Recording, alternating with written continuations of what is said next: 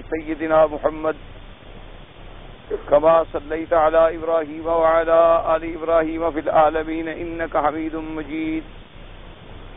قال الله تبارك وتعالى في كلامه المجيد: أعوذ بالله من الشيطان الرجيم بسم الله الرحمن الرحيم. كذبت ثمود بطغواها إذ انبعث أشقاها فقال لهم رسول الله ناقة الله وسقياها كذبوه فعقروها فدمدم عليهم ربهم بذنبهم فسواها ولا يخاف عقباها.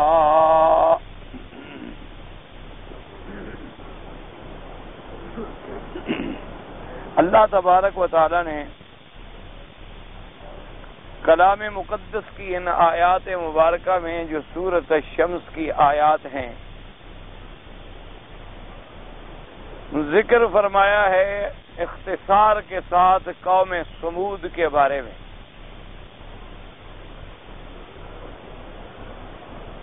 اس سے پہلے جیسے کہ آپ نے پڑھا ہے پچھلی آیات مبارکہ میں کہ اللہ نے چند چیزوں کی قسم کھائی تھی، تقریباً 7 چیزوں کی قسم کھانے کے بعد یہ ارشاد فرمایا تھا کہ ہم نے ہر انسان کو اچھائی اور برائی دونوں کا طریق جو ہے وہ القاء کر دیا، سمجھا دیا، اور ہر انسان کے اندر مادہ جو ہے وہ خیر کا بھی رکھ دیا ہے اور شر کا بھی رکھ دیا، اور دونوں مادے رکھنے کے بعد یہ بھی اس کو بتلا دیا ہے کہ یہ خیر ہے اور یہ شر ہے. اب ان چیزوں کے بعد ایک نتیجہ یہ نکلا کہ جب اللہ نے ایک انسان میں دونوں قوتیں رکھی اور پھر اس کو دونوں قوتوں کے بارے میں کھول کر ہدایت عطا فرما دی ہے. ایک تو اس کے بدن میں ایسے آلات رکھ دیے ہیں جو خیر اور شر کو سمجھ سکتے، ایسے اللہ نے اس کو ہوا سے خمس عطا فرمائے ہیں. اب کوئی عام آدمی بھی ہو وہ سونگھنے کے بعد فیصلہ کر لیتا ہے کہ یہ خوشبو ہے یہ بدبو ہے. عام آدمی بھی ہو دیکھنے کے بعد فیصلہ کر لیتا ہے کہ یہ راستہ صاف ہے اور اس پہ کانٹے پڑے. عام آدمی بھی ہو سننے کے بعد ایک اندازہ لگا لیتا ہے کہ یہ کلام جو ہے سچی ہے اور یہ بات جو ہے جھوٹی ہے. عام آدمی جو ہے وہ چکھنے کے بعد ایک اندازہ کر لیتا ہے کہ یہ چیز میٹھی ہے یا پھیکی ہے. اور ان سب کا پھر جو ہیڈ ہے، ان سب کا جو سردار ہے وہ عقل ہے، دماغ ہے، کہ یہ تمام اس کے اعضاء گویا ملازمین ہیں اور اس کو خبر دیتے ہیں اور وہ فیصلہ کرتا ہے. یہ تو اللہ نے انسان کے اندر قوتیں رکھ دی.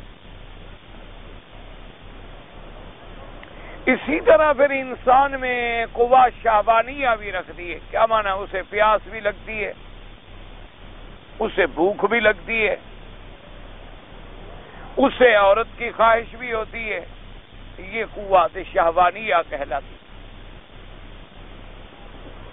اور اسی طرح اس کو یہ بھی سمجھا دیا اور بتلا دیا ہے کہ بھئی یہ کھانا جو ہے حلال ہے، کھاؤ گے حلال بھی ہے اور پیٹ بھی بھر جائے گا، اور اگر یہ کھاؤ گے تو یہ حرام ہے. پیٹ تو بھر جائے گا لیکن اللہ اور اللہ کا رسول ناراض ہوں گے اور عاقبت اس کی اچھی نہیں ہوگی، بری ہوگی. بتلا دیا کہ بھئی زمزم پیو گے تو شفا ہے اور شراب پیو گے تو ہلاکت ہے. یہ بھی اللہ تبارک و تعالی نے بتلا دیا کہ یہ تمہاری قوت شہوانیت جو ہے، جو عورت کے لیے ایک انسان میں خواہش ہوتی ہے، تمنا ہوتی ہے، وہ اپنی اس خواہش کو مٹانا چاہتا ہے. بتلا دیا کہ بھی اگر حلال کے ساتھ مٹاؤ گے تو تمہارا حق بھی ہے، ثواب بھی ہے، صدقہ بھی ہے اور تمہارا فائدہ بھی ہے. اور اگر اسی شہوت کو تم کسی حرام کے اندر مٹاؤ گے تو پھر دنیا کی بھی رسوائی ہے، قبر کا بھی عذاب ہے اور آخرت کا بھی عذاب. یہ چیزیں تو اللہ نے انسان کے اندر رکھ. اب انہی چیزوں کو سمجھانے کے لیے، انہی قوتوں کو صحیح استعمال کرنے کے لیے اور غلط سے بچانے کے لیے اللہ نے پھر سلسلہ نبوت اور رسالت رکھا. اللہ نے نبی بھیجے، پیغمبر بھیجے، رسول بھیجے، اپنی کتابیں اتاری، قرآن بھیجا، تورات بھیجی، انجیل بھیجا، زبور بھیجی، صحائف بھیجے، اور پھر انبیاء علیہم الصلوات والتسلیم، اللہ کے کروڑوں ان پہ صلاۃ و سلام ہوں، انہوں نے اپنے اپنے زمانے میں اپنی اپنی قوموں کو دن اور رات محنت کر کے جگایا اور بتلایا کہ یہ خیر ہے، یہ شر ہے، یہ صدق ہے، یہ کذب ہے، یہ حق ہے، یہ باطل، تاکہ انسان کبھی بھول جائے تو یاد دلانے کے لیے، ڈرانے کے لیے، ابشار کے لیے، تبشیر کے لیے، انذار کے لیے، تخویف کے لیے اللہ نے نبوت کا سلسلہ رکھا.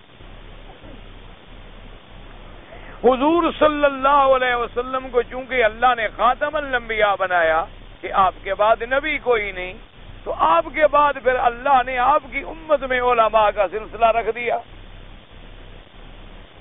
صحابہ آئے، پھر تابعین آئے، پھر تبع تابعین آئے، اس کے بعد علماء انہی زمانوں سے چلے آئے اور قیامت تک چلے جائیں گے، جو پیغمبر کی تعلیم کو روزانہ درس سے، تقریر سے، تحریر سے، قلم سے، بیان سے، ہر ریاض سے لوگوں کو پہنچا رہے ہیں تاکہ یاد زندہ ہو جائے کہ بھئی یہ خیر ہے، یہ شر ہے، یہ حق ہے، یہ باطل.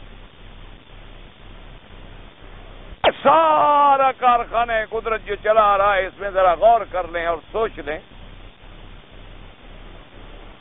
اور پھر اللہ نے انسان کو دونوں راستوں کے اختیار کرنے کی طاقت بھی دی. اسی طاقت اور اختیار سے جب وہ بھلائی اختیار کرتا ہے تو ثواب مرتب ہوتا ہے، اور برائی کا ارتکاب کرتا ہے تو گناہ مرتب ہوتا ہے. اور پھر دو لفظوں میں خلاصہ بتلا دیا کہ قد افلح من زکاہا وقد خاب من دساہا، تحقیق کامیاب ہو گیا وہ جس نے اپنے نفس کو پاک کیا، اور برباد ہو گیا وہ جس نے اس کو مٹی میں ملا دیا، گناہوں میں ملا دیا.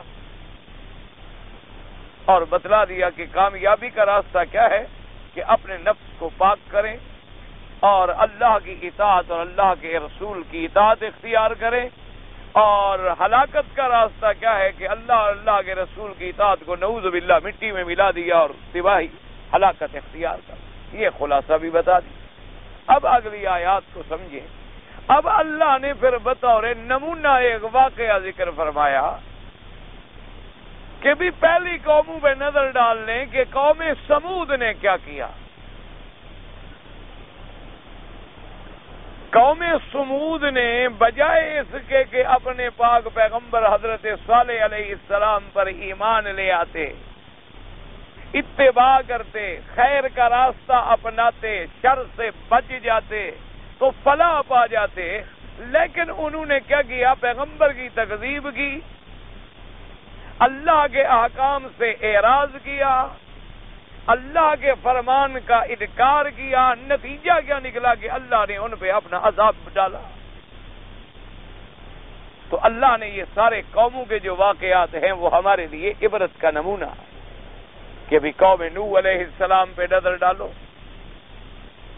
کہ اللہ کے پیغمبر نے 950 سال کی مدت تک صبح شام دن رات خلوت جلوت جہرن سرن علانیتن خفیتن اللہ کی توحید کی دعوت دی، لیکن قوم نہ مانی.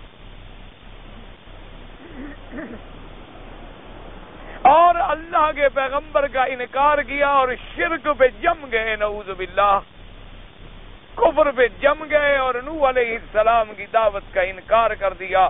اور پھر صرف انکار نہیں بلکہ اللہ کے نبی کو کبھی مجنون کہا، نعوذ باللہ، کبھی جھوٹا کہا، کبھی اللہ کے نبی کو آ کے مارا، ان سے استہزاء کیا. اللہ کے نبی آخر جب تنگ آئے انہوں نے بھی اللہ سے دعا کی کہ میرا اللہ، یہ قوم اب اس مقام پہ پہنچ چکی ہے کہ ان کو نسلن بعد نسلن جیلن بعد جیل میں دیکھ چکا، آزما چکا کہ اب ان میں کوئی بھی موحد بننے پہ تیار۔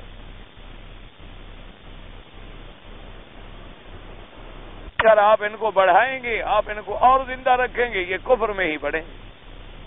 تو اب میری خواہش یہ ہے کہ رب لا تذر علی الارض من الکافرین دیارا، میرا اللہ اب تو کافروں کی کوئی گھر بھی باقی نہ رہے، ان کو ہلاک و برباد کر۔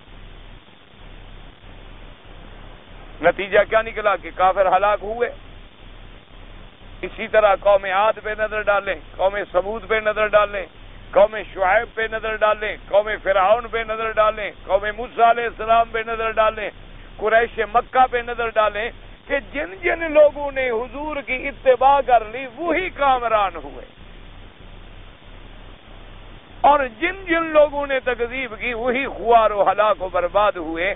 تو ہمیں اس میں ایک سبق ملتا ہے کہ ہم ان قوموں کے واقعات کو سامنے رکھ کے عبرت پکڑیں کہ کیا کہیں ایسا تو نہیں کہ ہم بھی اپنے انبیاء کی تکذیب کر رہے ہو، کہیں ایسا تو نہیں کہ ہم نے بھی اللہ کے احکام کو چھوڑ دیا ہو، کہیں ایسا تو نہیں کہ ہم نے بھی اللہ کے قرآن کو تاکہ نسیاں پہ رکھ دیا ہو، کہیں ایسا تو نہیں کہ ہم بھی اللہ کی توحید کو چھوڑ کر بجائے بت پرستی کے قبر پرستی میں مبتلا ہو گئے ہوں، کہیں ایسا تو نہیں کہ ہم بھی ان لوگوں کی طرح غیروں کی نظریں، غیروں کی نیازیں، غیروں کی منتیں مان رہے ہوں کہ وہ تو لات اور عزا کی مانے اور ہم حسن اور حسین کی مان لیں۔ بات تو ایک ہی ہے، چاہے بت کے نام پہ مانو چاہے بندے کے نام پہ مانو، جب اللہ کے سوا غیر کے نام پہ مانو گے اسی کا نام کفر اور شرک۔ اللہ کے سوا اگر کوئی جبریل علیہ السلام کو پکارے اور کہے کہ یا جبرائیل اغثنی، جبرائیل میری مدد کر، تو وہ مسلمان ہے؟ تو جبریل کو اگر پکارے تو مسلمان نہیں رہتا، اور پیر کو پکارے تو مسلمان رہتا ہے۔ اگر اللہ کے سوا جبریل سے مدد مانگنا بھی شرک ہے، میکائیل سے مدد مانگنا بھی شرک ہے، ملائکہ سے مدد مانگنا بھی شرک ہے، انبیاء سے مدد مانگنا بھی شرک ہے، تو کہ جائے کہ ہم اللہ کے انبیاء تو انبیاء، اللہ کے اولیاء اور پھر زندہ نہیں بلکہ مردہ ہونے کے بعد مدد مانگیں۔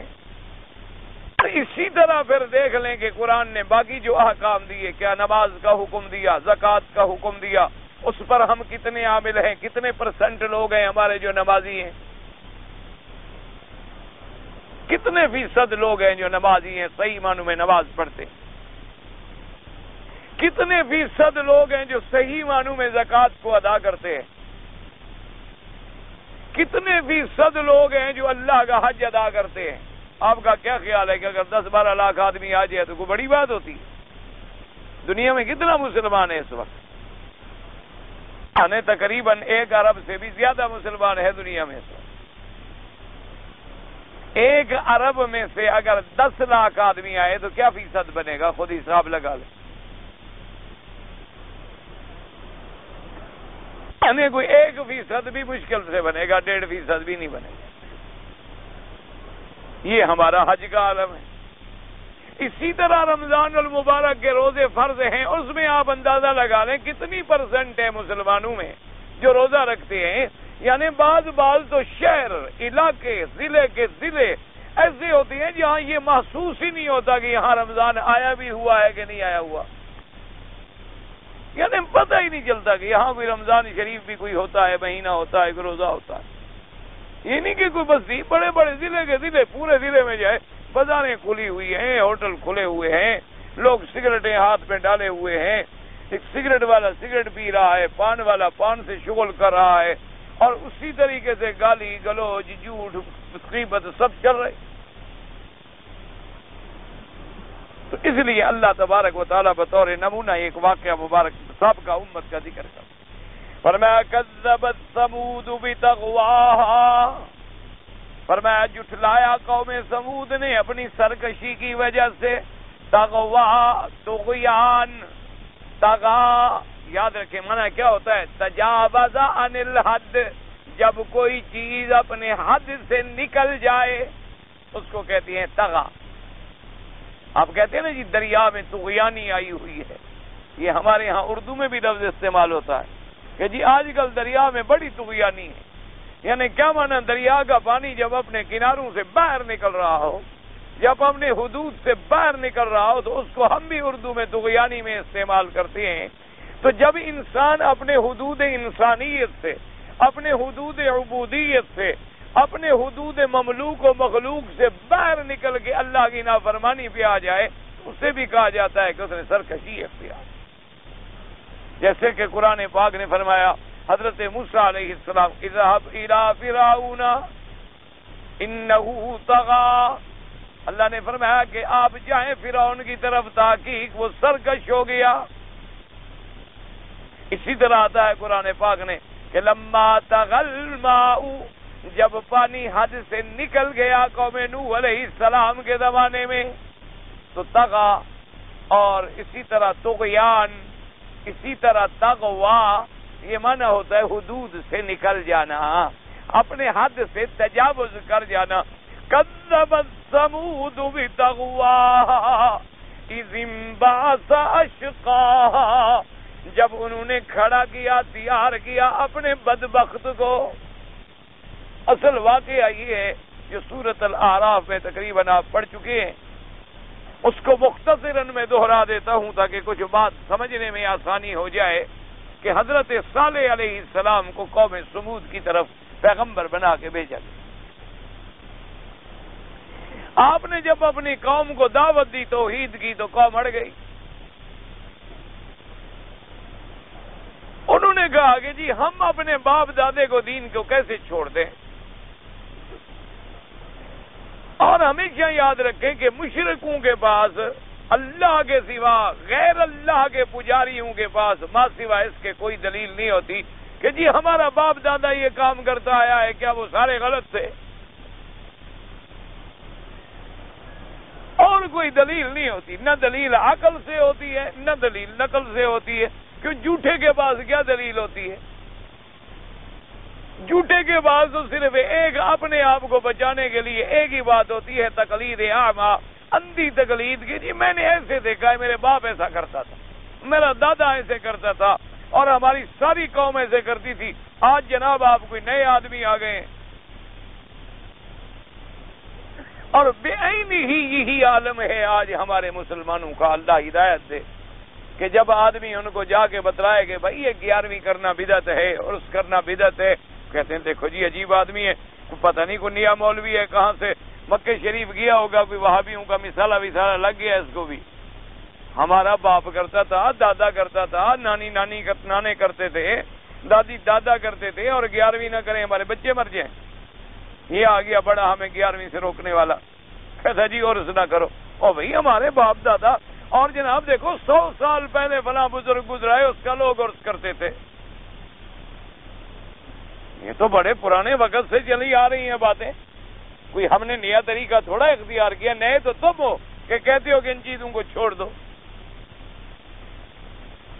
اور یہی بالکل کافروں کا جواب ہوتا ہے. قرآن کھول کر دیکھ لیں، حضرت ابراہیم علیہ السلام نے جب اپنی قوم سے کہا کہ ما هذه التماثيل التي انتم لها عاكفون، کہ یہ کیا تم نے بت بنا رکھے ہیں جن پہ تم پڑے ہو عبادت کر رہے ہو. انہوں نے کہا ابراہیم علیہ السلام ہم نے تو اپنے باپ دادے کو اسی طرح دیکھا، ہم نے اپنے باپ دادے کو اسی طرح کرتے ہوئے دیکھا ہے. حضرت ابراہیم الخلیل نے فرمایا لقد کنتم انتم وآباؤکم فی ضلال مبین، فرمایا ظالمو تم بھی اور تمہارے باپ دادا بھی گمراہی میں پڑے ہوئے. اگر باپ گمراہی بھی ہو تو اس کا مطلب ہے کہ بیٹا بھی گمراہی پہ رہے. اگر ہر باپ کا کام کرنا بیٹے کے لیے دلیل بن جائے تو زانی اگر باپ ہو تو بیٹا بھی پھر زانی بنے، باپ شرابی ہو تو بیٹا بھی شرابی بنے، باپ جواری ہو تو بیٹا بھی جواری بنے، باپ ڈاکو ہو تو بیٹا بھی ڈاکو بنے. اس لیے کہ میرا باپ جو کرتا تھا، باپ کا کرنا کوئی حلال حرام کی دلیل تو نہیں ہوتی. حلال حرام کے لیے تو دلیل ہوتی ہے یا اللہ کا فرمان ہو، انبیاء کا فرمان ہو، یا چلو کوئی دلیل عقل سے تو ہو، کوئی عقل بھی تو بتائے نا. یہ تو نہیں کہ اپنے ہاتھ سے بت بناؤ، اپنے ہاتھ سے ان کے ہاتھ سجاؤ، اپنے ہاتھ سے ان کی آنکھیں بناؤ، اپنے ہاتھ سے ان کا سر بناؤ، اپنے ہاتھ سے ان کے پاؤں بناؤ، اور پھر ان کو کھڑا کر دو اور پھول ڈال دو، اب بھگوان بن گیا. یعنی کوئی عقل بھی تو ہوتا ہے نا انسان کا. کہ بھئی ابھی جس کو تم ہتھوڑیاں لے کر تراش رہے تھے، اور اگر وہ لوہے اور چاندی اور نحاس کا ہے جسے تم آگ میں ڈال کے پگھلا رہے تھے، خدا بھی کبھی پگھلتے ہیں۔ اور پھر جس کو بنانے کے بعد دھوپ میں رکھ دو، سائے میں نہیں آ سکتا، سائے میں رکھ دو، دھوپ میں نہیں جا سکتا، تمہارا کیسے خدا بھگوان بن گیا، اوتار بن گیا، دیوتا بن گیا، بھگوان بن گیا، پرمیشور بن گیا؟ اب جناب پھول ڈالے جا رہے ہیں، اور جناب اس کے آگے بنتی کی جا رہی ہے، اس کے آگے جناب کھڑے ہوئے بھجن گا رہے ہیں اور جھوم رہے ہیں، اور جناب کیا ہے کہ جی بھگوان۔ حالانکہ ذرا عقل استعمال کرتے، بھگوان کا کام بندہ بنانا ہے یا بندے کا کام بھگوان بنانا ہے؟ آپ کو سمجھ آتی ہے یہ بات؟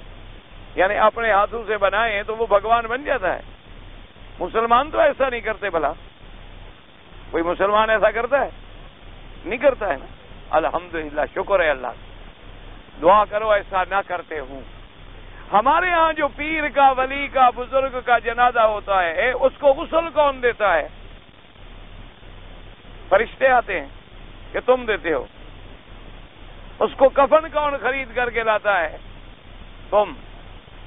جنازہ اس کا کندھا کون دیتا ہے؟ تم۔ جنازہ آگے رکھ کے اس کے لیے مغفرت کی دعائیں کون کرتا ہے؟ تم۔ اس کو قبر تک لے کون جاتا ہے؟ تم۔ جب نیچے چلا جاتا ہے تو اب مشکل کشا اور حاجت روا بن جاتا ہے۔ نہیں، آخر کوئی عقل ہو، کوئی چابی ڈھیلی ہو گئی ہے، کوئی پردہ ڈھیلا ہو گیا، کیا ہو گیا؟ بھئی اللہ کا ولی ہے، اللہ کی اس پہ کروڑوں رحمتیں ہوں، اب فوت ہو گئے، گھر میں ہے، اب وہ نہ ہلتا ہے نہ جلتا ہے، نہلانے میں بھی ہمارا محتاج ہے کہ غسل والوں کو بلاؤ جی، مولوی کو بلاؤ، حضرت فوت ہو گئے۔ کفن دوڑو بھی کفن خرید کر کے لاؤ، بڑا اچھا پاک کپڑا لے آنا، اللہ کا بڑا ولی تھا، بزرگ تھا، بڑا سفید کپڑا ہو، ٹھیک ٹھاک کپڑا ہو، کفن لے آؤ، کافور لے آؤ، پانی گرم کرو، بیری کے پتے ڈالو، اچھی طرح نہلاؤ، اچھی طرح چارپائی پہ رکھو، پھر چارپائی کو کندھا دو، بھی آرام سے لے جانا، اللہ کے ولی کی میت، اور پھر میت سامنے رکھی ہے، پھر نماز کی طرح ہاتھ باندھ کے کھڑا ہے اور کہتے ہیں اللہم اغفر لحینا، میرا اللہ ہمارے زندوں کو، ہمارے مردوں کی مغفرت فرما۔ اس کے لیے دعائیں مانگ رہے ہو کہ یا اللہ اس کے گناہوں کو دھو ڈال، یا اللہ اس کے لیے قبر کو وسیع کر دے، یا اللہ اس کو عذاب قبر سے محفوظ فرما، یا اللہ اس کو جنت الفردوس میں اعلیٰ درجے عطا فرما، یا اللہ اس کے بعد ہمیں بھی گمراہ نہ کر دینا، اس کے بعد ہمیں بھی راستے سے نہ ہٹا دینا، یا اللہ ہمیں بھی ایمان کی موت عطا فرما دینا۔ اور جنازہ ہو گیا، اب پھر کندھا کون دیتے؟ پھر کندھے پہ رکھ رہے ہو، آگے قبر والا قبر تیار کر رہے، پھر قبر کے کندھے سے بھی خود بخود بزرگ چل کے کبھی قبر میں گئے؟ وہاں سے بھی دو آدمی قبر میں اترتے ہیں، دو آدمی اوپر کھڑے ہوتے ہیں، آگے جو آرام سے پکڑنا، بھی خیال رکھنا، خیال کرنا، اچھا بھی سر قبلے کی طرف رکھنا، منہ قبلے کی طرف رکھنا، یہ سارا تم بنا رہے ہو، پھر اپنے ہاتھوں سے مٹی ڈال رہے ہو، قبر بنا رہے ہو، اب اوپر جناب سنگ مرمر لگا دیا، ایک روضہ بنا دیا، اب ہاتھ پہ کھڑے ہو، یا مشکل پیشہ مہربانی فرما، ہماری مشکلیں دور فرما، تم اللہ کے بڑے پیارے۔ اللہ فرماتے عجیب عقل والے ہو، جب تمہارے سامنے موجود تھا، تمہارا محتاج تھا، جب تمہاری آنکھوں سے اوجل ہو گیا تو اب تمہارے لیے مشکلات حل کرنے کا ذریعہ بن گیا ہے۔ صرف ایک سوچیں، فرق اتنا ہے کہ انہوں نے ایک پتھر کا بنا لیا، ہم نے انسان کو بنا لیا، حالانکہ پتھر کا خالق بھی اللہ ہے، اس کی مخلوق ہے، اور انسان کا خالق بھی اللہ ہے، دونوں چیزیں اللہ کی ہیں۔ لکڑی کا بنائیں، چاہے سونے کا بنائیں، چاہے چاندی کا بنائیں، یہ ساری چیزیں جو ہے اللہ کی مخلوق ہیں۔ جو مخلوق ہو وہ کبھی خالق نہیں بن سکتا، جو خالق ہو وہ کبھی مخلوق نہیں بن سکتا۔ ایک سیدھی سی بات ہے، اور دو چار کی طرح قاعدہ ہے۔ قاعدہ تو یہ تھا کہ ہم اگر کبھی اللہ کے اولیاء کی قبروں پہ جاتے تو ہم ان قبروں کو دیکھ کے لرز جاتے کہ میرا مولا، تیری زندگی بھر عبادت کرنے والے بھی آج قبر میں آئے ہیں، اسی قبر میں میں نے بھی آنا ہے۔ مقصد قبر پہ جانے کا یہ تھا کہ ہم قبروں کو دیکھ کے عبرت پکڑتے کہ وہ آدمی جس کی مجلس میں ہزاروں آدمی کھڑے ہوتے تھے بات سننے کے لیے، آج مٹی میں اکیلا پڑا ہے، کوئی پوچھنے والا بھی نہیں۔ وہ آدمی جس کے مکھی بدن پہ نہیں بیٹھنے دیتے تھے، پنکھا جلنے والے اور خدمت کرنے والے ہزاروں کھڑے ہوتے تھے سامنے، آج جناب مٹی کے منو مٹی کے نیچے آ گیا ہے اور اللہ کے سپرد ہے، پتہ نہیں معاملہ اللہ کے ساتھ ہے، ہم یہ بھی نہیں جانتے کہ کیا حال ہے۔ ہمارے علم میں بھی نہیں کہ اس کا قبر میں حال کیا ہے۔ زیادہ سے زیادہ کسی کا تعلق ہوا تو خواب دیکھ لیا بس۔ تو مقصد یہ تھا کہ ہم عبرت پکڑتے، ہم قبروں کو دیکھ کے نصیحت پکڑتے، اور پھر ہم قبر پہ کھڑے ہو کر بھی اس کے لیے دعا کرتے کہ اللہ ان کی قبروں کو روشن فرما، اللہ ان کی قبروں پہ اپنی رحمت نازل فرما، اللہ ان کی قبروں کو باغ جنت بنا، اللہ ان کی قبروں کو نور سے بھر دے، اللہ ان کے درجات کو بلند کر دے، ان کے لیے دعا کرتے۔ جب ہم ان کے لیے دعا کرتے تو اللہ کی رحمت سے ہمیں بھی کچھ حصہ مل جاتا۔ اصل مقصد تو یہ تھا، لیکن اندازہ کریں کہ ہم بھی کیسے بھٹک گئے۔ تو اس قوم نے جناب حضرت صالح علیہ السلام کی دعوت کا بھی انکار کیا۔ جب صالح علیہ السلام نے انہیں بار بار دعوت توحید دی تو انہوں نے کہا کہ بھی ہمارے ماننے کا صرف ایک راستہ ہے۔ حضرت صالح علیہ السلام نے فرمایا کہ بتلاؤ کیا راستہ ہے؟ انہوں نے کہا کہ جی یہ سامنے جو پتھر ہے نا بڑا صخرہ ہے، یہ بڑا ٹیلا ہے، ایک بہت بڑی پتھر کی چٹان تھی، بڑا سخت قسم کا پتھر، اگر اس پتھر سے ایک اونٹنی نکل آئے اور وہ اونٹنی جب نکلے تو گابن بھی ہو اور بالکل اس کی ولادت بھی قریب ہو اور دودھ بھی بہت دینے والی ہو، وہ قوم بھی شاید 11ویں کی ماری ہوئی تھی، اس کو بھی دودھ کا فکر تھا، اس کو بھی فکر یہی دودھ حلوے ولوے کا تھا، میٹھے کا تھا کہ دودھ ملے، اونٹنی ہو موٹی تازی، بڑا دودھ ہو اور نکلے بھی پتھر سے۔ اندازہ کرو وہ اللہ کے بندے، تمہاری ساری اونٹنیاں جو ہیں اونٹنیوں سے پیدا ہوتی ہیں، اللہ کا نبی اونٹنی نکالے تو پتھر سے نکالے، اور پھر وہ اونٹنی بھی ایسی ہو، اس کی صفتیں بھی ایسی ہوں۔ اچھا جی پھر کیا ہوگا؟ انہوں نے کہا اگر ایسی اونٹنی، اور پھر یہ بھی نہیں ہے کہ آپ کہیں کہ اچھا جی 3-4 دن کے بعد وہ اونٹنی آ جائے گی، نہ ہمارے سامنے نکلے، پتہ نہیں آپ رات کو کہیں سے اونٹنی لا کے کھڑی کر دیں، پتھر کے پیچھے بٹھا دیں اور پھر نکل آئے، آپ کہیں یہ دیکھو آ گئی، نہ ایسی بات نہیں ہے۔ ہم تو تب مانیں گے کہ ہمارے سامنے اونٹنی نکلے۔ اب دیکھو نعوذ باللہ کتنی غلط سوال ہے۔ حضرت صالح علیہ السلام نے کہا کہ اللہ کے بندو ایسی باتیں اللہ سے نہ مانگو جو باتیں نہ عقل کے مطابق ہیں، نہ فکر کے مطابق ہیں، نہ اسباب کے مطابق ہیں، ایسے سوال کیوں کرتے ہو؟ انہوں نے کہا جی اس کے بغیر ہم نہیں ماننے والے، اگر یہ ہو جائے ہم مانیں۔ حضرت صالح علیہ السلام کو بھی دل میں خیال آیا بھی شاید قوم مسلمان ہو جائے۔ ویسے اللہ تبارک و تعالیٰ اگر چاہیں تو ایک پتھر سے اونٹنی پیدا کرنا میرے اللہ کے لیے کوئی مشکل تو ہے نہیں۔ انہوں نے بھی رو کے درخواست کی، اللہ میاں قوم ہے تو بدھو، اب مانگتی ہے تو کیا کروں؟ میرا تو آپ کی قدرتوں پہ طاقتوں پہ ایمان ہے، لیکن اگر آپ مہربانی فرما دیں اور ایک معجزہ مجھے یہ بھی دے دیں کہ اونٹنی نکل آئے تو یہ قوم پوری مسلمان ہو جائے گی۔ اللہ نے فرمایا میرے نبی قوم نے جو مطالبہ کیا ہے میرا بھی ایک پھر فیصلہ ہے، قدرت کا سنت اللہ ہے کہ جو قوم اپنی پسند پہ معجزہ مانگے اور ہم وہ معجزہ دکھلا دیں اور پھر ایمان نہ لے آئے تو پھر ہم بھی نہیں باقی چھوڑتے، ہم بھی اسی وقت عذاب برساتے کہ بھئی اب تم اپنی مانگی ہوئی دلیل کے بعد بھی ایمان نہ لے آؤ تو پھر تمہارے زندہ رہنے کی کیا ضرورت ہے۔ حضرت صالح علیہ السلام نے پھر قوم کو ڈرایا، کوئی عقل کرو، اگر تم نے پھر کلمہ نہ پڑھا تو بچو گے نہیں، انہوں نے کہا نہیں جی نہیں، بالکل ٹھیک پکی بات ہے، جو ہم نے مطالبہ کیا ہے آپ پورا کر دیں، ہم اسلام لے آئے۔ حضرت صالح علیہ السلام پھر اللہ کے آگے گڑ گڑائے کہ اللہ میاں مہربانی فرما دے، آپ کے لیے تو کوئی مشکل ہے نہیں، مشکل تو ہے بندوں کے لیے، مشکل تو ہے میرے لیے کہ میں اونٹنی کیسے پیدا کروں، لیکن آپ کے لیے کیا مشکل ہے؟ اللہ نے فرمایا ٹھیک ہے، ہم آپ کو یہ معجزہ دیتے ہیں، اپنی قوم کو لے کے کھڑے ہو جاؤ، کسی پتھر سے اونٹنی نکلے۔ جو پتھر انہوں نے تجویز کیا، ساری قوم جناب کھڑی ہے اور جناب انتظار کر رہے ہیں، اور کوئی نعوذ باللہ استہزاء کر رہا ہے، کوئی کچھ کر رہا ہے، اللہ کا نبی اپنے اللہ کے آگے گڑ گڑا رہا ہے، میرا مولا آپ مجھے رسوا نہ کر۔ بڑی دیر گزری جناب کہ اسی سے اونٹنی آوازیں نکالتی ہوئی پتھر سے نکل رہی، بڑی عظیم تر و تازہ اور عین حاملہ اونٹنی، پیٹ بھی بھرا ہوا، اور اسی وقت جناب آوازیں دیتی ہوئی نکل آئی۔ ساری قوم نے دیکھا، انہوں نے کہا بھی بات تو ٹھیک ہے، اونٹنی تو نکل آئی۔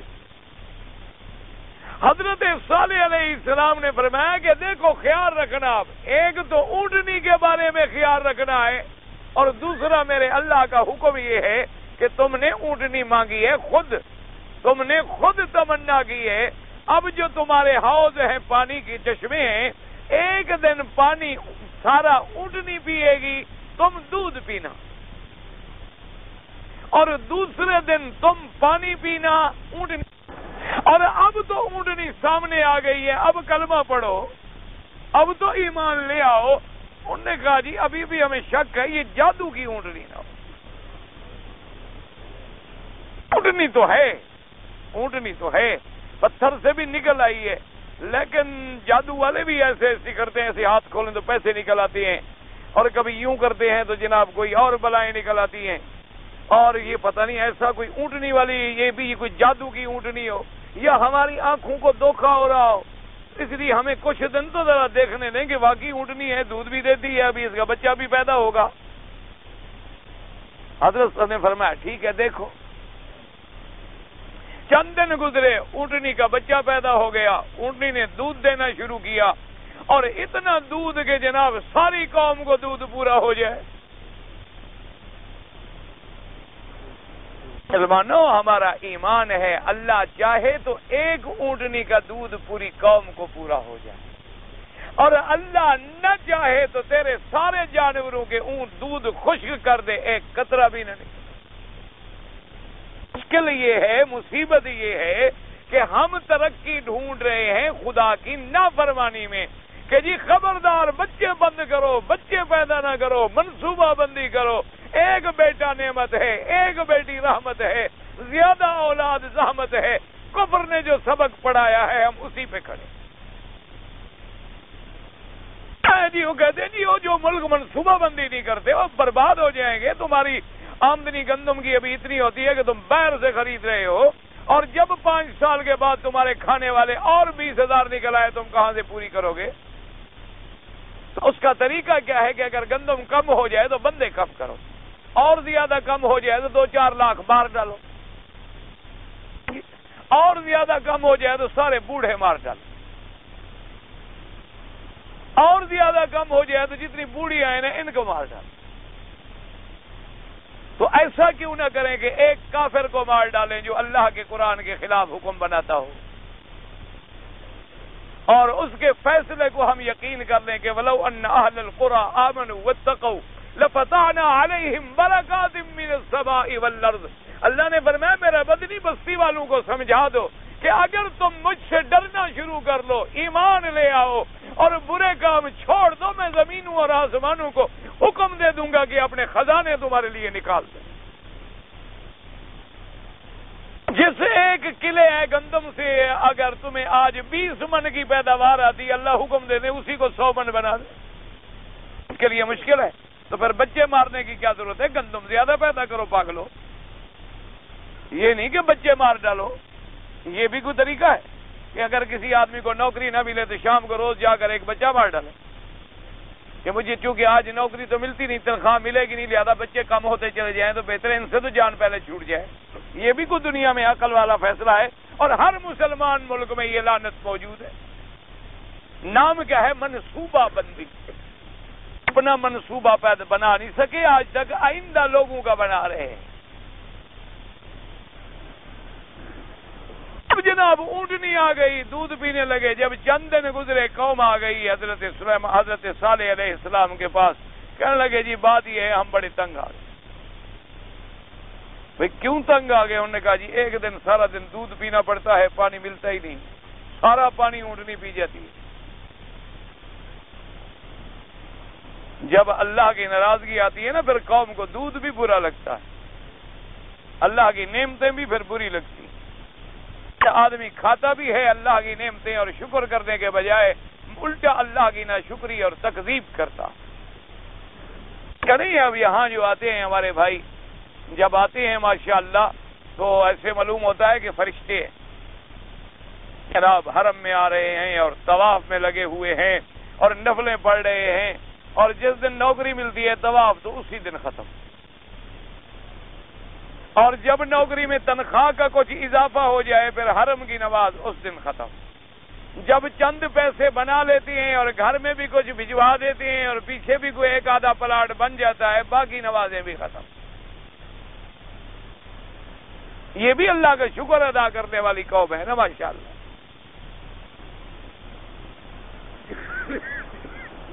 اب انہوں نے کہا جی ہمیں دودھ بھی اچھا نہیں لگتا۔ انہوں نے کہا بدبختو تم نے خود مانگا ہے یہ معجزہ، اللہ نے دے دیا ہے، تو اب تم تنگ آ گئے ہو۔ انہوں نے کہا جی بہرحال ہم تو بڑے تنگ ہیں۔ انہوں نے کہا اب تم نے خود مانگا ہے، اب اسلام لے آؤ، اللہ کی توحید کا اقرار کرو۔ انہوں نے کہا جی نہیں۔ اب انہوں نے کہا کہ صالح علیہ السلام تو ہماری بات مانتا نہیں، ایسے کرو یار، ایک اونٹنی کی وجہ سے جو ہم پریشان ہیں، ایک اونٹنی کو مارنا بڑا کون سا مشکل ہے، اس اونٹنی کو ختم کر دو۔ ان کی قوم میں ایک آدمی تھا جن کو اللہ کے قرآن نے فرمایا اذ بعث اشقاہا، بڑا بدبخت، اور حضور نے فرمایا اشقل الاولین، کہ پہلی امتوں میں جو بدبخت ترین گزرا ہے وہ وہی شخص تھا جس نے صالح علیہ السلام کی اونٹنی کو زخمی کیا تھا اور مارا تھا۔ اور بعض روایات میں آتا ہے کہ اس کا نام تھا قدار ابن سالف، لیکن یہ روایات اسرائیلیہ سے ہے، حالانکہ اللہ جانتا ہے، اللہ نے قرآن میں اس کا نام نہیں لکھا۔ قاعدہ یہ ہوتا ہے کہ جب نام معلوم نہ ہو تو بحث میں پڑھنے کی ضرورت نہیں۔ مانا یہ ہے کہ ان کی قوم کا ایک بدبخت، مقصود تو عبرت ہے، کوئی نام سے ہم نے کیا کرنا ہے، کوئی رشتہ داری کرنی ہے اس۔ ہمارے لوگوں کو ایک جنون ہوتا ہے جی نام کیا تھا اور نام کیا تھا، اور بھئی اللہ کا قرآن بتلاتا ہے قصہ عبرت کے لیے، کوئی کہانی تو نہیں، کوئی قصہ تو نہیں ہے، کوئی بھی بدبخت تھا، اس کا نام بہرحال جو کتب سابقہ میں ملتا ہے وہ ملتا ہے قدار ابن سالف۔ اس نے 3-4 آدمیوں کو ساتھ لیا اور گھات لگا کے ایک جگہ بیٹھ گیا تلوار لے کے، وہاں سے جب اونٹنی گزری تو اس کی کونچیں کاٹ ڈالی۔ کونچوں کا معنی ہوتا ہے یہ پاؤں، یہ گٹے کے ساتھ جو رگیں ہوتی ہے ان کو کہتے ہیں کونچیں۔ کونچوں میں ماری اس نے تلوار، ان کی کونچیں کٹ گئی اور بلیڈنگ، خون بہنا شروع ہو گیا اور گرتے گرتے اونٹنی گر گئی۔ حضرت صالح علیہ السلام کو ان کے اس ارادے کے بارے میں پتہ بھی لگا تھا کہ وہ اس طرح اونٹنی کو مارنا چاہتے ہیں جس کا قرآن نے اشارہ کیا۔ فرمایا کذبت ثمود بطغواہا اذ انبعث اشقاہا فقال لهم رسول اللہ ناقۃ اللہ وسقیاہا، کہ جب انہوں نے کھڑا کیا اس بدبخت اپنی قوم کے بدبخت کو اونٹنی کے مارنے کے لیے تیار کیا، اللہ کے رسول نے یعنی حضرت صالح علیہ السلام نے فرمایا ناقۃ اللہ، نے فرمایا خبردار خبردار اللہ کی اونٹنی۔ حالانکہ ساری اونٹنیاں تو اللہ کی ہیں، سارے جانور اللہ کا ملک ہیں، لیکن وہ چونکہ بطور خاص اللہ کے حکم سے بغیر اسباب ظاہری کے بنی تھی، اس لیے آیا ناقۃ اللہ، اور پھر اس کی عظمت ہے کہ وہ اونٹنی اتنی شان والی ہے جس کو اللہ نے خود پیدا کیا کن کے ساتھ، جیسے فرمایا اللہ نے بیت اللہ، یہ اللہ کا گھر ہے، یہ مانا نہیں کہ اللہ اس میں رہتے ہیں۔ ایک گھر کو جب اللہ نے اپنا گھر کہہ دیا اس کی عظمت ہو گئی، اسی طرح ایک اونٹنی کو جب اپنی اونٹنی کہہ دیں تو اس لیے اللہ کے پیغمبر نے ڈرایا کہ احذروا ڈرو، اللہ سے ڈرو، ناقۃ اللہ، خبردار خبردار، اللہ کی اونٹنی ہے، معجزے سے پیدا ہونے والی اونٹنی ہے جو تم نے خود مانگی ہے، خبردار نہ اونٹنی کو کچھ کہو بس سقیاہا، اور نہ اس کے پانی پینے والی باری میں کوئی گڑبڑ کرو۔ جیسے معاملہ چل رہا ہے، ایک دن اونٹنی کا اور ایک دن تمہارا، ایک دن اونٹنی کا اور ایک دن تمہارا، اس میں کوئی حرکت نہ کرو، کوئی تجاوز نہ کرو۔ لیکن قوم آگے قرآن پاک فرماتے ہیں فَكَذَّبُوهُ فَعَقَرُوهَا فَدَمْدَمَ عَلَيْهِمْ رَبُّهُمْ بِذَنبِهِمْ فَسَوَّاهَا۔ اللہ نے فرمایا فَكَذَّبُوهُ، قوم نے حضرت صالح علیہ السلام کی پھر تکذیب کی، جھٹلایا، انہوں نے کہا نہیں ایسے ہمیں ڈرا تھا۔ فَعَقَرُوهَا، انہوں نے اس اونٹنی کو زخمی کر دیا۔ فَدَمْدَمَ عَلَيْهِمْ رَبُّهُمْ بِذَنبِهِمْ، یاد رکھو دمدمہ کا معنی ہوتا ہے ایک عذاب کو بار بار اتارنا، یعنی تہ تر اتارنا، حتیٰ کہ جب بالکل ملیا میٹ کر ڈالے۔ فرمایا پھر الٹ پڑا ان پر، اللہ نے عذاب ان کے گناہوں کی وجہ سے، ان کی تکذیب کی وجہ سے، ان کے شرارت کی وجہ سے، اور عذاب بھی کیسا تھا فسواہا، جس نے سب کو برابر کر دیا۔ اور ان پر عذاب کیا آیا تھا؟ جیسے کہ آپ پہلے کئی آیات میں اور کئی صورتوں میں پڑھ چکے ہیں، بعض روایات میں آتا ہے کہ رجفا یعنی زلزلہ آیا زمین میں، اور ایک آیت مبارک میں آتا ہے کہ صیحہ، ایک سخت آواز۔ اللہ نے حکم دیا فرشتے کو کہ ایک چیخ مارو، اتنی زور کی آواز تھی کہ سب کے سب ختم ہو گئے۔ دونوں باتیں ٹھیک ہیں کہ زمین میں بھی زلزلہ آیا، اوپر سے چیخ بھی، آواز بھی آ گئی، تو دونوں باتیں برابر ہو جاتی۔ اللہ نے فرمایا فَكَذَّبُوهُ فَعَقَرُوهَا، ان نے تکذیب کی اور زخمی کر ڈالا۔ صرف یہ نہیں کہ زخمی کا نتیجہ یہ نکلا کہ مر گئی اونٹیں۔ فَدَمْدَمَ عَلَيْهِمْ رَبُّهُمْ بِذَنبِهِمْ فَسَوَّاهَا وَلَا يَخَافُ عُقْبَاهَا۔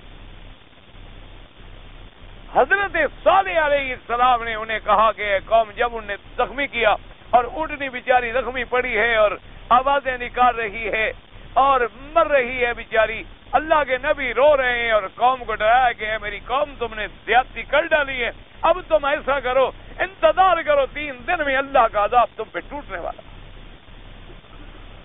صرف 3 دن کی مہلت ہے اب تمہیں۔ قوم نے کیا کیا؟ قوم نے کہا رات کو پھر مشورہ کیا، انہوں نے کہا ایسا کرو کہ رات چل کے حضرت صالح علیہ السلام کو شہید کر دو۔ اگر حضرت صالح علیہ السلام سچے ہیں اور ہم پہ عذاب آ رہا ہے تو چلو یہ تو زندہ نہ رہیں، یہ پہلے ان کو ہم مار ڈالتے ہیں، اور نعوذ باللہ، اگر نعوذ باللہ ثم نعوذ باللہ اگر جھوٹے ہیں تو پھر ٹھیک ہے، ان سے جان بھی چھوٹ جائے گی، اور عذاب تو آنا کوئی نہیں۔ اللہ نے مہربانی کی کہ صالح علیہ السلام کی اپنی قوم میں سے کچھ لوگ کھڑے ہو گئے، انہوں نے کہا ظالموں کیا کر رہے ہو؟ حضرت صالح علیہ السلام نے جو تم سے کہا ہے، پہلے تم نے اونٹنی کا کہا تو اونٹنی نکل آئی، اب صالح علیہ السلام نے 3 دن کا کہا ہے تو تم 3 دن تو دیکھو، یہ تو نہیں کہ تم حضرت صالح علیہ السلام کو بھی قتل کر دو۔ انہوں نے حضرت صالح علیہ السلام کو چھپا دیا، تب وہ قوم سے بچے، ورنہ قوم انہیں بھی شہید کرنے پہ تیار کر۔ اب جناب جب 1 دن گزر گیا 3 دن میں سے، تو اب سب کے چہرے جو تھے تبدیل ہونے لگ گئے۔ انہوں نے کہا بھی جو صالح علیہ السلام کہتے تھے معلوم ہوتا ہے آ گیا۔ پھر بھی اللہ کے آگے ڈرے نہیں کہ رو پڑیں، کچھ کریں اور تضرع کریں، عاجزی کریں کہ کہنے لگے اب معلوم ہوتا ہے عذاب تو آئے گا، چلو پھر صالح علیہ السلام کو قتل کرو۔ پھر بھی کوشش کی صالح علیہ السلام کو قتل کرنے کی، لیکن اللہ نے محفوظ کر دیا۔ صالح علیہ السلام کو اللہ نے محفوظ فرما دیا، ان پہ عذاب ہے۔ اب اگلے لفظ وَلَا يَخَافُ عُقْبَاهَا، اس کا کیا معنی؟ بعد نے فرمایا کہ اللہ تبارک و تعالیٰ کو کوئی خوف نہیں پھر اس ان کی عاقبت کا۔ کیا معنی؟ یعنی ضمیر اللہ کی طرف راجع کہ اللہ نے، کیونکہ ذکر رب کا موجود ہے، فَدَمْدَمَ عَلَيْهِمْ رَبُّهُمْ، انہوں نے کہا کہ ضمیر ربہم، پہلے رب کا ذکر موجود ہے، فلا یخاف کا ذکر بھی اللہ کی طرف جائے، صرف کہ اللہ نے جب ان کو ہلاک کیا تو اللہ کو اس کے بعد ان کے عواقب کا، نتائج کا بھی کوئی پرواہ نہیں۔ کیا معنی؟ کہ جیسے بعض اوقات دنیا میں بادشاہ حکم دیتا ہے کہ ان بستی والوں کو بالکل مٹا ڈالو، لیکن دل میں خیال تو ہوتا ہے کہ پتہ نہیں ان کی اولاد میں کوئی نکل کر مجھے بھی بدلا لے، یا بادشاہ حکم دیتی ہیں کہ بالکل پوری قوم کو جناب اللہ معاف کرے، ختم کر دو، لیکن پھر بھی ڈرتے ہیں پتہ نہیں کوئی تحریک ایسی کھڑی ہو جائے کہ ہم بھی نہ بچے۔ لیکن اللہ نے جب ان پر عذاب بھیجا تو اللہ کو کیا غم، اللہ نے ایسا ان کو مٹا ڈالا کہ اللہ کو کیا فکر ہے ان کے عواقب کہ اس کے بعد کیا کریں گے یا کیا کر سکتے ہیں۔ ایک اور بعض علماء نے فرمایا وَلَا يَخَافُ عُقْبَاهَا، یہ تقدیم تاخیر ہے۔ کیا مانا؟ کہ اس بدبخت نے فَأَكَرُوهَا، انہوں نے اونٹنی کو ذبح کر ڈالا اور پھر عاقبت کا کوئی ڈر بھی نہ کیا کہ اس کا نتیجہ کیا نکلے گا۔ بعض علماء نے فرمایا کہ اس کا تعلق جو ہے اس آیت کے ساتھ، اور بعض علماء نے فرمایا کہ نہ، بس بات جو تھی وہ تو ختم ہو گئی کہ فَدَمْدَمَ عَلَيْهِمْ رَبُّهُمْ بِذَنبِهِمْ فَسَوَّاهَا، بس اللہ نے عذاب ڈالا ان پہ، الٹ پڑا تیرے رب کا عذاب ان پر، بس سبب ان کے گناہوں کے، اور عذاب نے ان کو برابر کر دیا۔ فَلَا يَخَافُ عُقْبَاهَا، اور پھر حضرت صالح علیہ السلام کو کوئی ڈر نہ ہوا کہ ان کے عواقب کا، کہ ان کے عذاب آنے کے بعد شاید مجھ کو نقصان پہنچائیں، وہ نہ ڈرے۔ بعض علماء نے فرمایا اس کا ضمیر جو ہے اور اس آیت کا تعلق جو ہے اللہ کے پیغمبر کے ساتھ، لیکن پہلا قول راجی ہے، پہلا قول راجی ہے کہ اللہ اتنی بڑی قدرت کاملہ والے ہیں کہ اتنی بڑی قوم کو مٹا ڈالا اور ان کے بعد کوئی فکر نہیں، کوئی خیال نہیں۔ کیوں؟ اللہ کا کوئی کیا بگاڑ سکتا ہے؟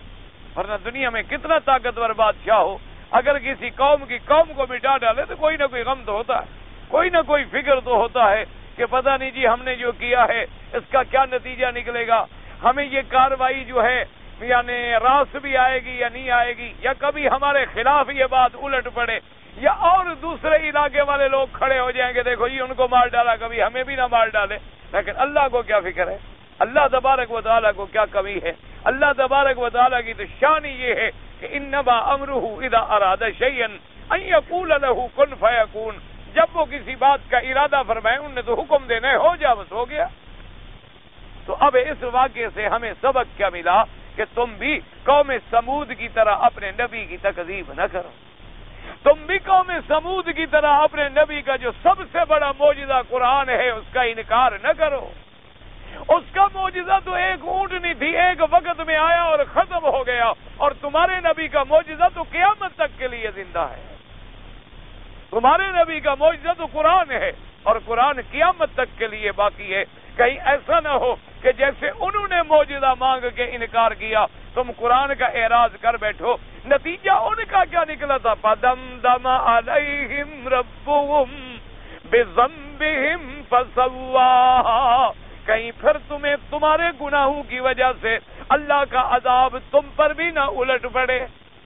ان واقعات سے عبرت دلائی جاتی ہے تاکہ جو سمجھدار قومیں ہوتی ہیں وہ عبرت پکڑتی ہیں اور اللہ کی نافرمانیوں سے بچتی ہیں اور برے کام چھوڑتی ہیں، اللہ کی طرف رجوع کرتی ہیں، اللہ کے پیغمبروں کی اطاعت کرتی ہیں، اللہ کے احکام کی فرما برداری کرتی ہیں تاکہ وہ اللہ کے عذاب سے بچ جائیں۔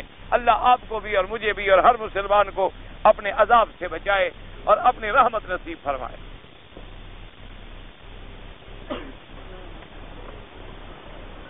کہ کسی عورت نے ہمارے گھر میں ایک تعویذ دفن کیا، ہم نے نکالا اور جلا دیا، ٹھیک کیا، کوئی بات نہیں، کچھ نہیں ہوتا، کوئی فرق نہیں پڑتا۔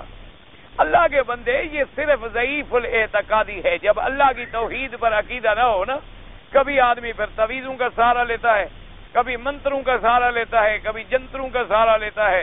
جیسے ڈوبتا آدمی کبھی تنکے کو بھی پکڑتا ہے، شاید تنکا ورنہ بچا لے گا اس کو۔ بلا کوئی چیز جو ہے نفع نقصان کا مالک میرا اللہ ہے۔ اگر اللہ کی تقدیر پہ یقین کامل ہو تو کوئی تعویذ کچھ نہیں کر سکتا۔ یہ جو پیر تعویذ لکھتے ہیں کسی کے گھر میں کہ اس کا گھر برباد ہو جائے گا، آپ مہربانی کریں ان سے ایک تعویذ لا دیں، میں یہودیوں کے گھر میں دفن کراؤں۔ چلو میں کرایہ اپنا خرچ کروں گا، دفن میں کراؤں گا، برباد تو ہوں۔ کہ ان کے تعویذ صرف ہم مسلمانوں کو برباد کرنے کے لیے ہیں۔ نہ ہندو برباد ہوتے ہیں، نہ کشمیری مجاہدین کے دشمن ان سے برباد ہوتے ہیں، نہ افغانی مجاہدین کے دشمن ان کے تعویذوں سے برباد ہوتے ہیں، نہ بیت المقدس میں اللہ کے کعبے میں جو یہودی ناچ رہے ہیں ننگی عورتیں، نہ ان سے ان کے تعویذ ان پہ چلتے ہیں۔ ہم مسلمانوں کے لیے تعویذ ہے صرف۔ خدا کے لیے ان کو کہو کہ اگر تمہارے تعویذ میں کوئی زور ہے، تمہارے پاس کوئی ایسا تعویذ ہے، آباد تو کر نہیں سکتے، برباد کرنے کے تعویذ بہت ہوتے ہیں۔ ان کے پاس کوئی چلو وہی بربادی والا نسخہ ہو تو وہی ہمیں دے دیں، ہم کافروں پہ آزمائیں۔ ساری بابا فہم کی باتیں ہیں، خیال کی باتیں ہیں، انسان کا ایک ضعیف الاعتقاد ہونے کی باتیں ہیں۔ اس لیے حضور نے فرمایا اللہم انی اسألک ایمانا یباشر قلبی ویقینا صادقا حتی اعلم بانہ لن یصیبنی الا ما کتبت لی، کہ اے میرے اللہ ہمیں ایسا ایمان اور تصدیق نصیب فرما، ہمیں یقین ہو جائے کہ ہمیں کوئی ذرے کے برابر بھی نقصان نہیں پہنچ سکتا جب تک تو نہ چاہے۔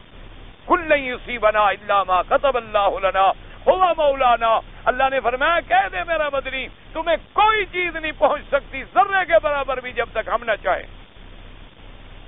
تو اس لیے مسلمان کا یہ عقیدہ ہونا چاہیے۔ باقی جو قرآن میں جو چیزیں قرآن کی حضور نے بتلائی ہیں یا جو حدیث پاک میں تعویذ بتلائے گئے ہیں ان پر میرا ایمان ہے۔ باقی یہ جو لوگ کرتے ہیں، ایک عورت نے لکھا اور عورت دفن کرائی اور فلانے نے ادھر سے نکال دیا اور فلانے نے یوں کر دیا، اب ہم نے تعویذ کو جلا دیا، کیا کریں؟ قرآن کے بارے میں تم نے کبھی نہیں پوچھا؟ تعویذ کے جلانے کا بڑا فکر کھا رہا ہے بیچارے، کہیں وہ پیر نہ لڑ پڑے نا اس کو۔ کچھ بھی نہیں ہوتا میاں، ان پیروں کے تعویذ چلتے نا تو ایک وہابی بھی زندہ نہ ہوتا، سب سے پہلے تو میں مر جاتا۔ سچی بات ہے، مجھے خط لکھتے ہیں بیچارے، ایک دفعہ پرانی بات ہے تو پرانی بات، ایک آدمی نے خط لکھا کہ آپ ہمارے پیروں کے خلاف بڑی سخت باتیں کرتے ہیں، ہمارے پیروں نے بد دعا کی ہے کہ آپ اپنے ملک سے بھی محروم ہو گئے اور اللہ نے تمہیں یہاں سے نکال دی۔ تو میں نے اس کو خط لکھا، میں نے کہا یار اس پیر کو کہو ایک دعا اور بھی کر دے، اگر تمہاری پیر کی بد دعا سے مجھے مکہ مدینہ ملا ہے تو الحمدللہ، ایک اور بد دعا کر دے کہ اللہ مجھے خاتمہ ایمان پہ کر دے اور مدینے کا دفن کر دے تاکہ میں مرنے کے بعد بھی تمہارے ملک میں نہ ہوں۔ ایک اور بھی میں نے کہا بد دعا کرا دو اگر اس کی لگتی ہے تو۔ خدا کے بندے، اگر اسی لیے کہتے ہیں نا جی طالب کی بد دعا لگتی تو ایک استاد بھی زندہ نہ رہتا، وہ بھی روز دعا مانگتے اللہ کرے آج استاد بیمار ہو چھٹی ہو جائے۔ کبھی کوئی استاد مرا ہے؟ کچھ بھی نہیں ہوتا۔ کل نہیں یصیبنا الا ما کتب اللہ لنا۔ قرآن اور حدیث سے پڑھنے کے لیے بالکل قرآن میں جیسے آیت الکرسی ہے، سورۃ فاتحہ ہے، قل اعوذ برب الفلق، قل اعوذ برب الناس، اسی طرح قل هو اللہ احد، اسی طریقے سے حدیث پاک میں حضور نے دعائیں بتلائی ہیں، اعوذ بکلمات اللہ التامات من شر ما خلق، اذهب الباس رب الناس انت شافی لا شفاء الا شفاؤک، بسم اللہ ارقیک اللہ یشفیک ان کل داء یؤذیک۔ ان پہ میرا ایمان ہے۔ یہ ایسے تعویذ ہیں جو گولی کی طرح لگتے ہیں، کیونکہ بتلانے والا جو محمد مصطفیٰ ہے، ہمارا ایمان ہے جو حضور کی زبان سے موتی نکلا ہے نا، اس کا مقابلہ ساری دنیا بھی نہیں کر سکتی۔ شریعت میں ایسے لوگوں کے لیے کیا انجام؟ بھائی اللہ پاک ان کو بھی ہدایت دے، بس ہم کسی کو بد دعا نہیں کرتے۔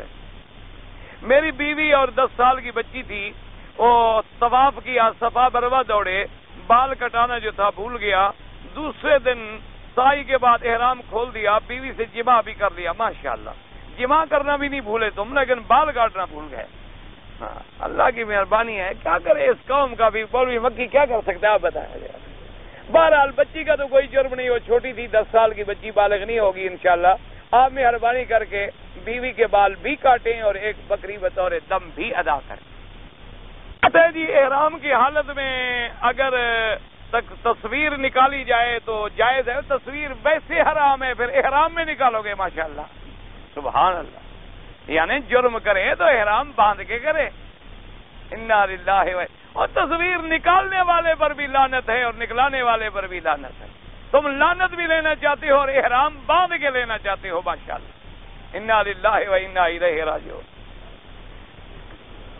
غیبت کہتے ہیں جو بات کسی کی پشت پہ کی جائے اگر وہ سنے اس کو بری لگے، یہ غیبت ہے، یعنی کوئی ایسی بات کہ اگر وہ آدمی سن رہا ہوتا تو اس کو بری لگتی، اس کی عدم موجودگی میں جب آپ کرتے ہیں تو یہ غیبت ہے۔ حتیٰ کہ صحابہ نے پوچھا کہ حضور ہم مثلا کہہ رہے ہیں کہ فلانا آدمی جی بڑا جھوٹا ہے یا گندا آدمی ہے اور وہ عیب اس میں ہے، آپ نے فرمایا عیب ہے تب بھی غیبت ہے، اگر نہ ہو اور کہہ رہے ہو تو بہتان ہے۔ اس لیے غیبت گناہ کبیرہ ہے، اللہ تبارک و تعالیٰ اس سے بچائے ہر مسلمان۔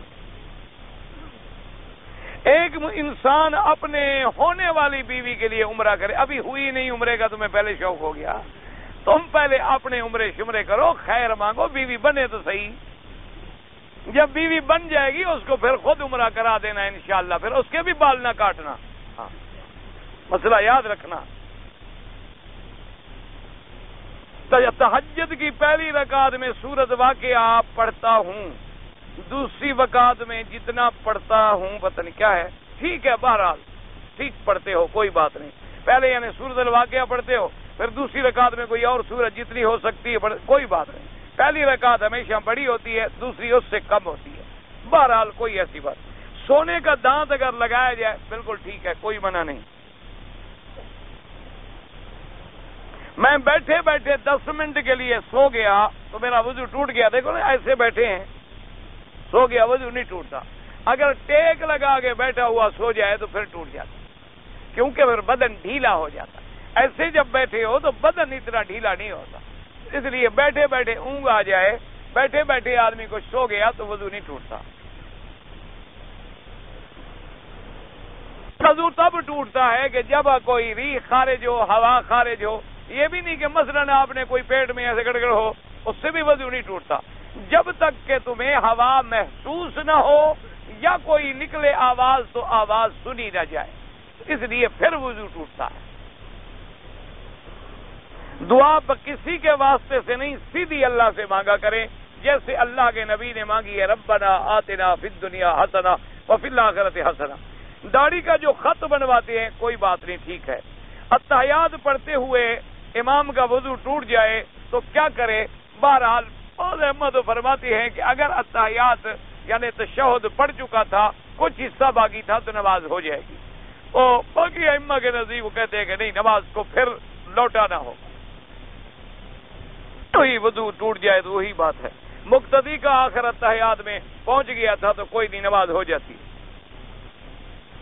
ہم نے 2 دفعہ عمرہ کیا اور دونوں دفعہ ماشاءاللہ بال نہیں کٹوائے، بال بالکل نہیں کٹوائے، دونوں دفعہ تو 2 دم تم پر ہو گئے، 2 تمہاری بیوی بھی ہو گئے، کیونکہ بیوی بھی ساتھ تھی نا، 2 بکریاں تمہارے ذمہ، 2 اس کے ذمہ، 4 بکریاں انشاءاللہ جب ادا کرو گے تو آئندہ کبھی غلطی اللہ کی رحمت سے انشاءاللہ نہیں کرو گے، ہاں بالکل، اور بال بھی کٹوانے۔ پتہ نہیں عمرہ کوئی لوگوں کو حکیم نے نسخے میں لکھا ہے، بھئی عمرہ کرنا ہے پہلے پوچھو ہم نے کیا کرنا ہے، پوچھنے کے بعد عمرہ کرو تاکہ تمہارا عمرہ صحیح ہو، یہ نہیں اب دیکھو عمرے 2 کر لیے ہیں، لیکن یاد رکھو بعض امام ابو حنیفہ رحمۃ اللہ علیہ کا ایک قول ہے کہ اگر غلطی ایک قسم کی جائے اور 3-4 غلطیاں ہوں پھر بھی 1 بکری دینی پڑے گی، تو لہذا تمہاری بچت ہو جائے گی، 1 بکری تم دو اور 1 بکری تمہاری بیوی دے دے، اور بال بھی کٹاؤ، آئندہ ایسا نہ کرو۔ حضور صلی اللہ علیہ وسلم کی بازار پہ بھی حاضری ہو، صلاۃ و سلام عرض کریں، لیکن درخواست یا دعا سیدھی اللہ سے مانگیں۔ ایک آدمی ہے وہ تجارت کرتا ہے کسی حرام چیز کی، اس نے اپنی والدہ کو حج پہ بھیجا پیسے دے کر، اگر اس کے پاس کوئی اور پیسہ بھی ہے پھر تو ٹھیک ہے، اگر اور کوئی پیسہ نہیں ہے تو دینے والا گناہگار ہے، ماں کا تو حج ہو جائے گا۔ کبیر تحریمہ کے بعد سبحانک اللہم پڑھنا جو ہے بالکل سنت ہے۔ میرا کوئی کامے کی مصیبت ہے، پریشانی، اللہ سب کی مصیبتیں اور پریشانیاں دور فرما دے، اللہ سب کی مشکلات اپنی رحمت سے حل فرمائے۔ طواف کے وقت لوگ قرآن پڑھتے ہیں، قرآن پڑھنا بھی ٹھیک ہے، دعائیں مانگیں تب بھی ٹھیک ہے، قرآن پڑھیں تب بھی ٹھیک ہے۔ رکن یمانی پر ہاتھ لگا کے چہرے پر پھیرنے کی کوئی ضرورت نہیں، ہاتھ لگائیں بسم اللہ اللہ اکبر۔ ہمارے ملک میں میلاد النبی بناتے ہیں، اس کا اور مٹھائیاں وغیرہ مانگتے ہیں، اس کا اسلام سے کوئی تعلق نہیں۔ اسلام نے صرف 2 عیدیں بتلائی ہیں، ایک رمضان کی عید اور ایک حج کی عید، اس کے علاوہ اسلام میں کسی عید کا کوئی ثبوت نہیں ہے۔ یہ تمام چیزیں جو ہیں بدعات ہیں، اللہ انہیں بھی اور ہمیں بھی ہدایت دے۔ اگر ہم ایک عمرے کے بعد اور عمرے کریں تمہاری مرضی ہے، نفلی عبادت ہے، جتنا اللہ توفیق دے، لیکن مکے میں رہتے ہوئے طواف کرنا عمرے سے زیادہ ثواب ہے۔ مکروہ اوقات میں اگر حنفی ہے تو نفل نہ پڑھے، باقی ائمہ کے نزدیک حرم میں جو ضرورت کے نفل ہیں جیسے طواف کا ہے یا جنازہ آ گیا ہے تو وہ جائز ہیں، بغیر ضرورت وہ بھی فرماتے ہیں نہ پڑھیں۔ اگر ایک آدمی چھوٹی بچی کا نکاح کر دے، ہو جاتا ہے، والد کر دے تو والد کا نکاح ہو جاتا ہے۔ اگر لڑکی والد وہ چھوٹی تھی، اس کے باپ نے نکاح کر دیا، بالغ ہونے کے بعد وہ انکار کر سکتی ہے، قاضی کو درخواست دے اور باقاعدہ نکاح سے خلو حاصل کرے۔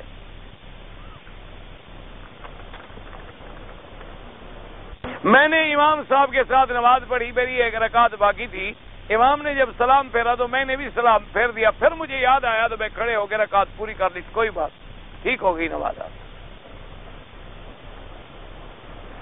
میرا ایک دوست ہے پاکستان سے کاروبار کے لیے جدے آتا ہے، اس نے کراچی سے احرام نہ باندھا، ٹھیک ہے، جب جدے کاروبار کے لیے آتا ہے احرام کی کوئی ضرورت نہیں، احرام تب ضرورت ہے جب سیدھا مکے آنے کی نیت ہے۔ اگر اس کی نیت ہی کاروبار ہے اور نیت ہی جدہ ہے تو پھر احرام کی ضرورت ہی نہیں۔ میں ایئرپورٹ سے اس کو مدینہ شریف لے جاؤں، وہ آپ کی مرضی ہے، مدینہ شریف ایئرپورٹ سے لے جائیں اور جب مدینے سے آئے تو احرام باندھ لے۔ اللہم صلی علی سیدنا محمد وعلی آل سیدنا محمد مبارک وسلم۔ یا الہ العالمین، عالم اسلام بھی اپنی رحمت نازل فرما، یا اللہ اسلام کی عزت کا فیصلہ فرما، یا اللہ کفر کی ذلت کا فیصلہ فرما، یا اللہ بیماروں کو شفا عطا فرما، یا اللہ ہماری اولادوں کی، سب مسلمانوں کی ظاہری باطنی روحانی جسمانی بیماریاں دور فرما، تمام پریشانیاں دور فرما، یا اللہ بیماروں کو شفا عطا فرما، بے حیاؤں کو حیا عطا فرما، بے دینوں کو دین عطا فرما، بے اولادوں کو اولاد عطا فرما، قرض داروں کے قرض عطا فرما، جن کا رزق تنگ ہے ان کے رزق میں برکتیں عطا فرما، بغیر مانگے اپنی رحمت عطا فرما۔ مجاہدین کشمیر، مجاہدین افغانستان، مجاہدین فلسطین کی قدم قدم پہ نصرت مدد فرما، یا اللہ بابری مسجد کی حفاظت فرما، حرمین الشریفین کی حفاظت فرما۔ ربنا آتنا فی الدنیا حسنہ وفی الآخرۃ حسنہ وقنا عذاب النار۔